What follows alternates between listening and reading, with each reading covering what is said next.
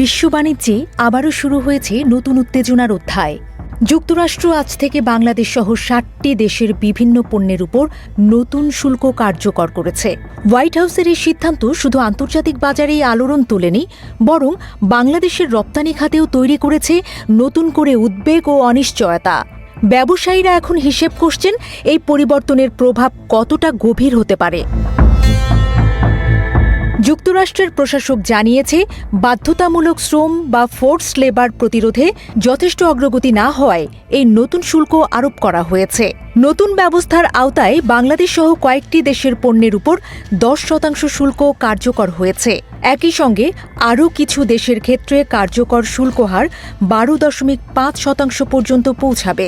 যদিও তেল, গ্যাস, সার এবং কিছু খাদ্যপণ্য এই শুল্কের বাইরে রাখা হয়েছে। বিশ্লেষকদের মতে এটি কেবল একটি বাণিজ্যিক সিদ্ধান্ত নয়, বরং আন্তর্জাতিক বাণিজ্য নীতিতে যুক্তরাষ্ট্রের নতুন অবস্থানেরও ইঙ্গিত স্পষ্ট। গত ফেব্রুয়ারিতে সুপ্রিম কোর্ট ট্রাম্প প্রশাসনের আগের বৈশ্বিক শুল্ক নীতি বাতিল করে দেওয়ার পর নতুন আইনি কাঠামোর মাধ্যমে এই শুল্ক কার্যকর করা হয়েছে। প্রশাসনের দাবি, এবার ১৯৭৪ সালের ট্রেড অ্যাক্টের সেকশন ৩০১-এর অধীনে নেওয়া পদক্ষেপটি আইনি দিক থেকে আরও শক্ত ভিত্তির উপর দাঁড়িয়ে রয়েছে। বাংলাদেশের জন্য বিষয়টি বিশেষভাবে গুরুত্বপূর্ণ, কারণ দেশের অন্যতম বৃহৎ রপ্তানি বাজার যুক্তরাষ্ট্র। বিশেষ করে তৈরি পোশাকসহ বিভিন্ন পণ্যের রপ্তানির উপর অতিরিক্ত শুল্কের প্রভাব পড়লে আন্তর্জাতিক বাজারে প্রতিযোগিতা আরও কঠিন হয়ে উঠতে পারে। ফলে রপ্তানিকারকদের সামনে নতুন চ্যালেঞ্জ তৈরি হওয়ার আশঙ্কা করছেন অর্থনীতিবিদরা। তবে কিছুটা স্বস্তির খবরও রয়েছে। যুক্তরাষ্ট্র ঘোষণা দিয়েছে, যেসব পণ্য ইতিমধ্যেই পরিবহনের পথে রয়েছে সেগুলো নির্ধারিত সময়সীমার মধ্যে পৌঁছালে নতুন শুল্ক থেকে সাময়িক অব্যাহতি পাবে। এতে চলমান চালানের ক্ষেত্রে তাৎক্ষণিক ক্ষতির আশঙ্কা কিছুটা কমলেও ভবিষ্যতের রপ্তানি পরিকল্পনা নিয়ে ব্যবসায়ীদের নতুন করে ভাবতে হবে। এদিকে এই নতুন নীতির আওতায় শুধু বাংলাদেশ নয়, ভারত, পাকিস্তান, কানাডা, যুক্তরাজ্য, মালয়েশিয়া, ইন্দোনেশিয়া, মেক্সিকো, কম্বোডিয়া সহ আরও অনেক দেশের পণ্যও শুল্কের আওতায় এসেছে।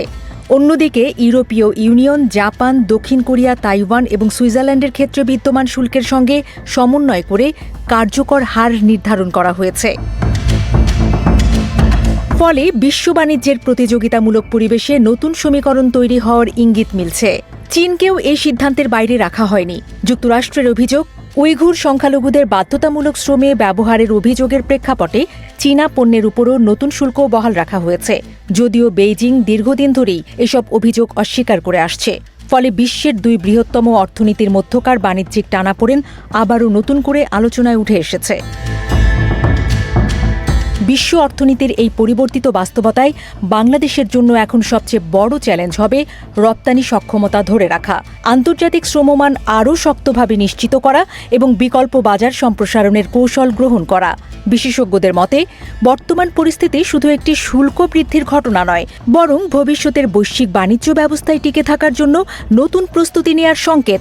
আগামী দিনগুলোতে এই সিদ্ধান্ত বাংলাদেশের অর্থনীতি ও রপ্তানি খাতে কতটা প্রভাব ফেলবে সেদিকেই এখন সবার নজর।